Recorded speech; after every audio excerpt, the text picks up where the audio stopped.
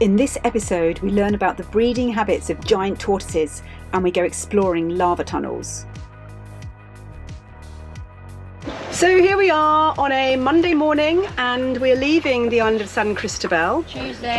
Tuesday morning, everyone's telling me. I've got no idea what day it is. Yesterday I had to do school, so it was a Monday yesterday, unless you make me do school on Sunday. Okay, yeah, they remember it by the amount of days they have to do schooling. And so we're heading off to Santa Cruz to pick up Antonio, our friend. So we've got the fuel barge here, which is basically a taxi with a couple of drums of diesel in it. So I've put my diesel bug protection in. I don't want to leave here with half a tank of diesel.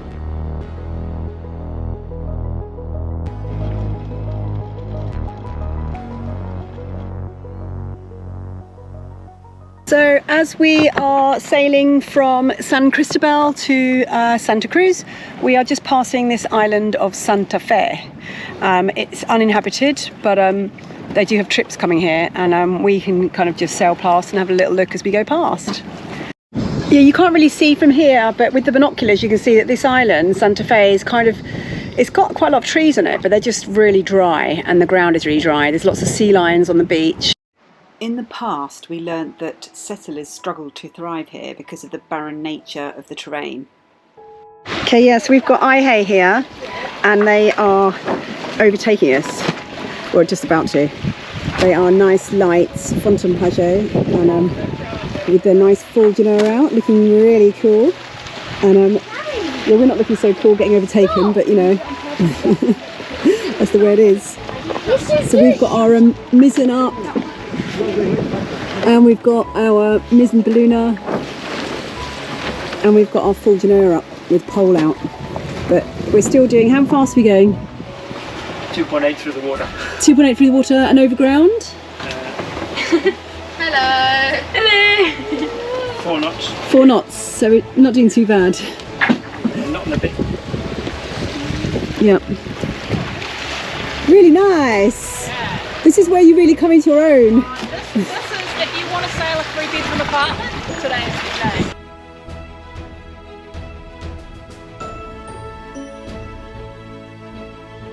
day. Santa Fe is a volcanic uplift and hosts a forest of opportunia cactus. So we're coming into Santa Cruz now, and it's quite a tight little anchorage. Oh, there's the seals come out to greet us as well. Is that a ray? There's a ray in the water right down there. There's a shark! There's a shark. Just going next behind that boat. We saw a shark over there. Well, we only saw the tip of it, but it's definitely a shark. So we're now in Santa Cruz in the Galapagos, as you can see behind me. And the anchorage, we put anchor down last night, and it's very rolly, and it's a pretty bad anchorage actually. The hold is not that good.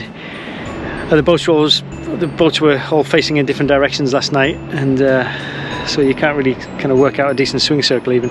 But today we're going to flag down a taxi in about 20 minutes and go ashore and go visit the Darwin Centre.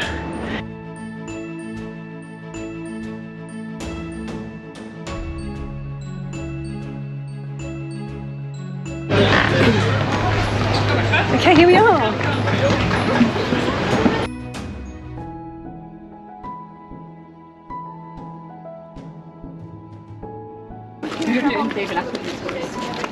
Charles Darwin Research Centre, and we're very excited because we've been really wanting to go here for a while.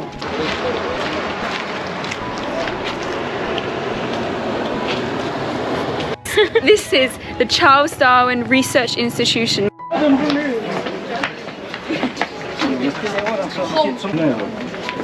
look, it's one of those things.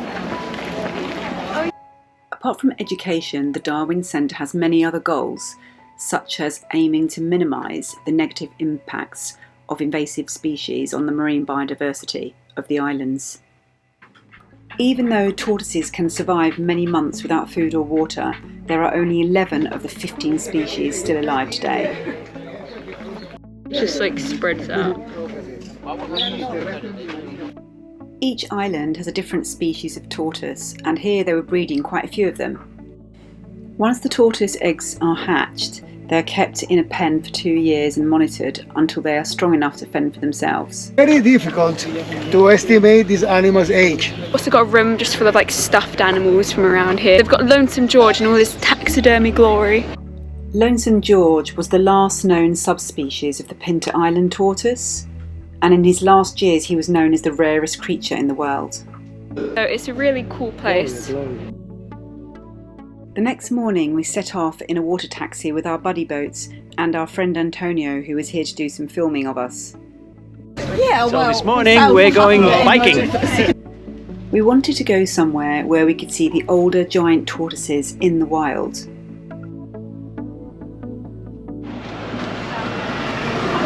What's happening, Rowan? We're gonna hire bikes. Ta-da! So we all hired bikes and loaded them onto the bus to take us right to the top of the island where we would find the El Chato Wildlife Tortoise Sanctuary. We're putting the bikes on Blake, the yours bus, first. and we're gonna go on the bus.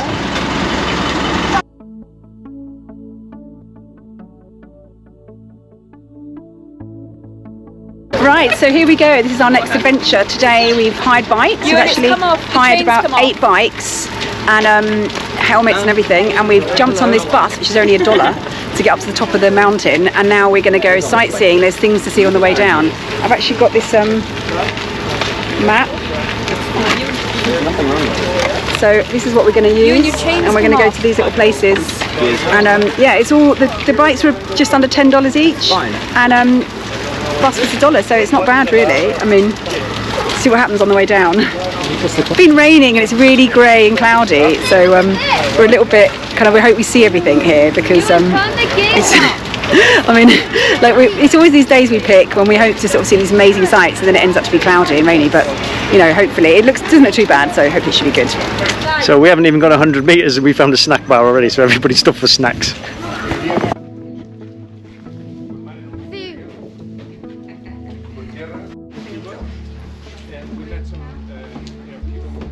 We're getting cookies with sprinkles, and we're getting pan of chocolates. This is really rare.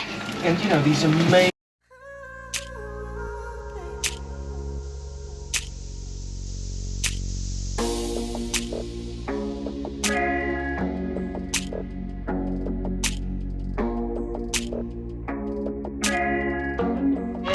We soon found out there were some interesting lava tunnels to explore. So we're heading to the, there's a tortoise sanctuary and lava caves, but we didn't realise it was an entrance fee, so now everybody's trying to dig through the bags for some money. Okay, so here we go. We're heading into this hole which leads into a lava tunnel. What's it like in there, Rowan? It's kind of terrifying, not scary. It's really cool though. Yeah, this cave, it's about 800 metres long and it just keeps going on. It's getting really high as well. And it's just quite, never expected this at all. Well, these are the lava tunnels, and when the volcano erupts, there's all of these, obviously, lava rivers running down the mountains, and when the crust settles on the outside, it's still hot on the inside, so it carries on running and empties and leaves these tubes. So it leaves these what's called lava tunnels, which are basically hollow tubes of lava. You notice how they grow next to the lights? Yeah, it's pretty cool. I feel like one of those lizards. So easy when you're 10 years old. It's crazy, isn't it? Has anybody got a light? I'm so graceful. Yeah, coming through with his camera. Breakdance moves are coming back to me. Yeah. Plant growing there. It's like a worm kind of plant thing. A worm kind of plant thing? Oh wow. Guys, I think there's mushrooms. There's a whole nother cave system up there. It's like, Yeah. But we can't hit them. look, we put that up there.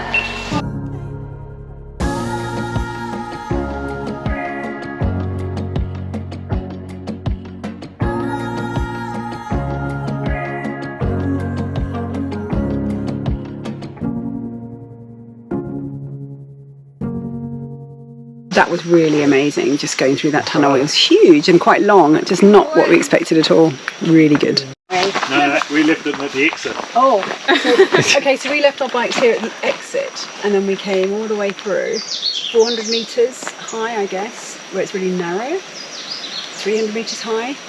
There's the rocks. So where's that really 200 metres? There was a bit where we had to crawl It's through. up, that's up there. Was that up here somewhere? Yeah, it's just there. Oh yeah, oh the very narrow bit. Yeah, that's the bit we had to kind of like crawl through, didn't we, with our bodies and pass our bags through. And then we carried on through there and it got wider and wider and higher and higher. And then it went down again and this was where we come out. And we went, Right, that's the entrance.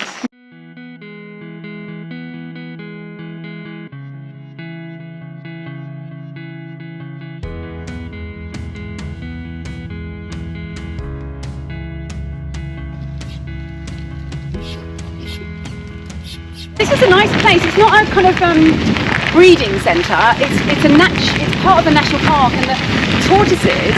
It's amazing what the guy was saying. So that the female tortoises, when they're ready to mate, and the females, they come to this area because there's a lot of food here. He's saying, and then the males mate with them. And that's the only time they actually get together. Is when the females are ready to mate. The males can smell them, and that's the only time they actually get together in their whole life. It's called El Chato. The male always will be concave and the female will be flat. That is because when they mating, the male mounts.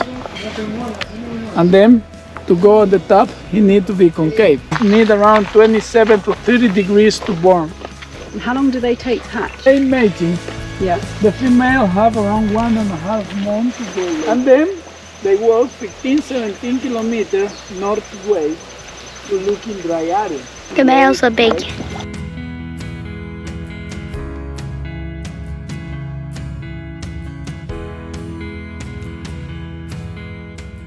Some tortoises are friendly like him. He don't feel scared if we walk around because they love their routine. They live in a routine. He loves posing for photos. If you want, we work together, we are friends. He is around 140, 160 years, maybe more easily because no more rings, no more lines. He has around 250 kilos. Yeah, well, they describe the different types of tortoises, you know, how the males are much flatter so they can get on top of the female, and their tails are their sexual organs, and that has to be able to reach over.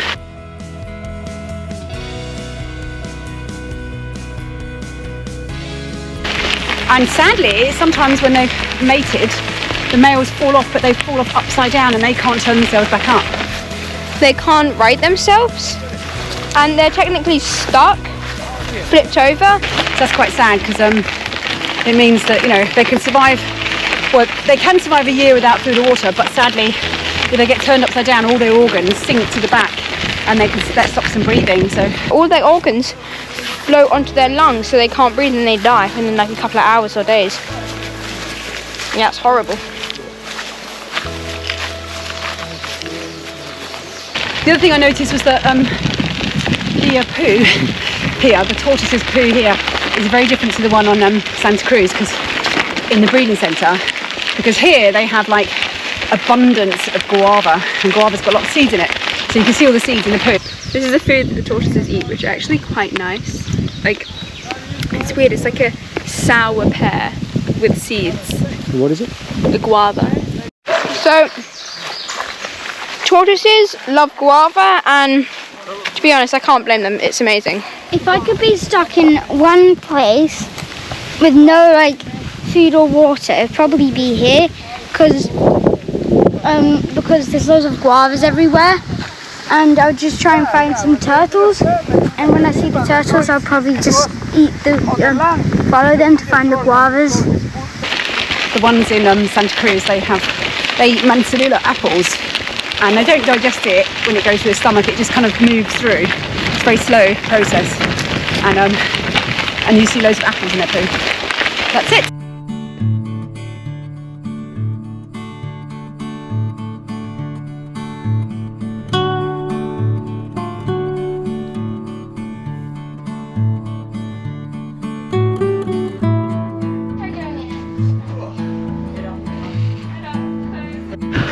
think the one thing about the tortoises for me was one thing I didn't realise was that the backbone is fused into the shell. I always thought the shell was like an exoskeleton type thing.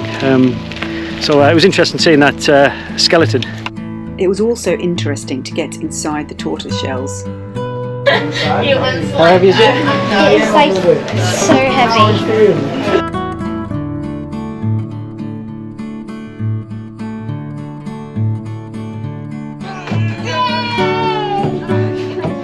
We learnt a load of new facts here. In fact, every place we go to, we've been to 2 breeding centres so far, and this place, and we've learnt different facts in each one. And sometimes you just kind of reinforce the facts as well. Now we're going to start heading down the mountain and try and go off route a bit as well, back to Puerto Ayora, which is where our boat is. It's hard. I hate gears on bikes.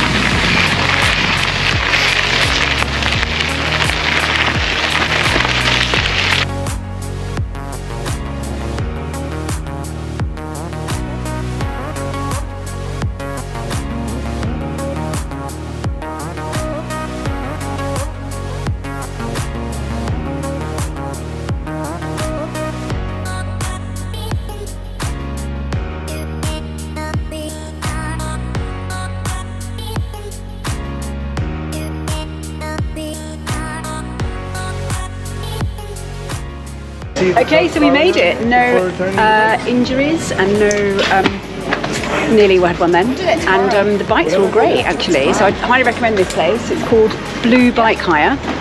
And yeah, it's just a little way up the road. Everything was good, so we had a good day. Watch out, this little biker coming through!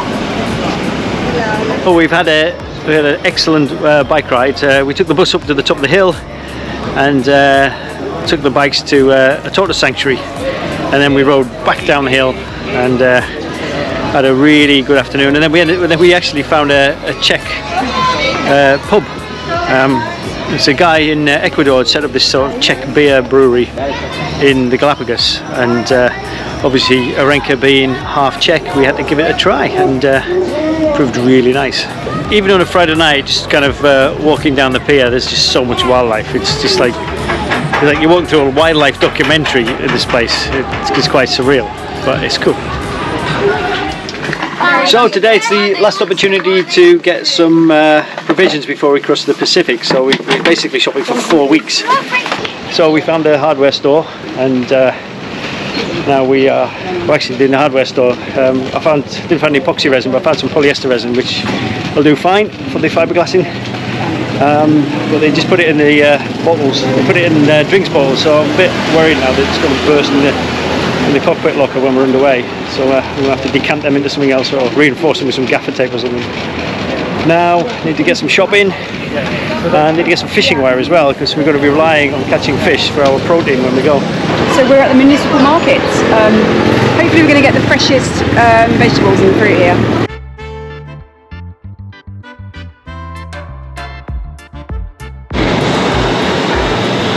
It's actually still got the tongue attached to the backbone. What would you do with this? You can boil it, isn't it? Like what is oxtail type thing?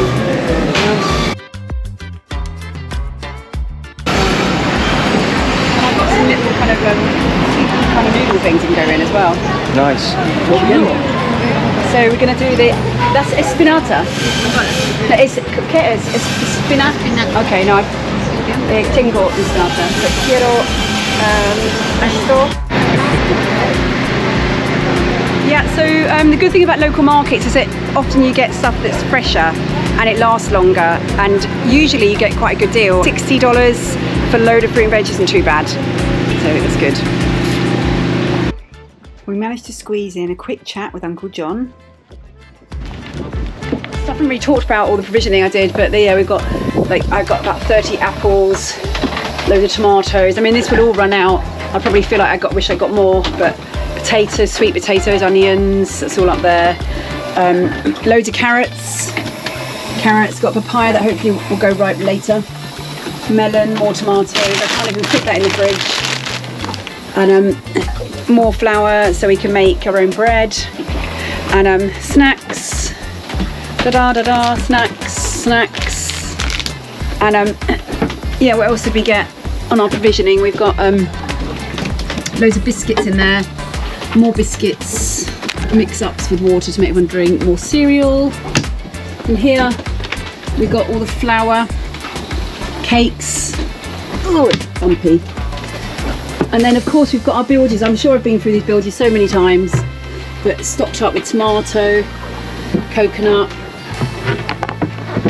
and over here we've got all the beans, fish and olives and bits and pieces. Using yogurt. But you're going to create the spot that you're going to focus on. And Stay tuned for the next episode where we go swimming in La Grietas, we sail to the island of Isabela in the Galapagos, and of course we see lots more wildlife.